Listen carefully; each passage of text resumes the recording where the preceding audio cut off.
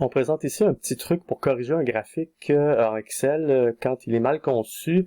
Par exemple, ça peut arriver si on essaie d'insérer un graphique à partir de des données où les colonnes ne sont pas dans l'ordre voulu. Par exemple, ici, on a les Y qui apparaissent avant les X. Qu'à cela ne tienne, on peut tout de même essayer d'insérer notre graphique, par exemple, un nuage de points. Alors là, ce qu'Excel a fait, c'est qu'il a considéré les valeurs de Y 2, 3 et 4 comme étant sur l'axe horizontal et les valeurs 12, 13 et 20 qui sont les valeurs en fait de X dans nos données sur l'axe vertical. Alors c'est pas ce qu'on veut. Alors une fois que le graphique a été créé, même s'il est mauvais, on peut cliquer bouton droit, sélectionner des données. Et puis là, on a une boîte de dialogue dans Excel qui nous permet de faire ce qu'on veut. Alors on peut aller, ici on a une série de données qu'on peut modifier. Donc, on a une petite boîte de dialogue qui apparaît et qui nous permet, par exemple, de déterminer quel sera le nom de la série. On peut laisser ça vide. Les valeurs de X, on peut aller les chercher dans la feuille, directement où elles sont situées.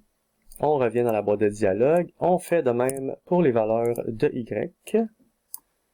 On revient dans notre boîte de dialogue et on fait OK.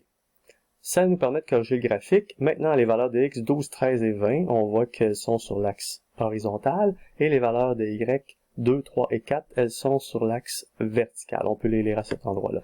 Il est bien évident qu'on peut aussi modifier notre graphique à notre guise pour ajouter les titres d'axe, le titre du graphique, modifier les graduations, les valeurs minimales et maximales de nos axes, etc.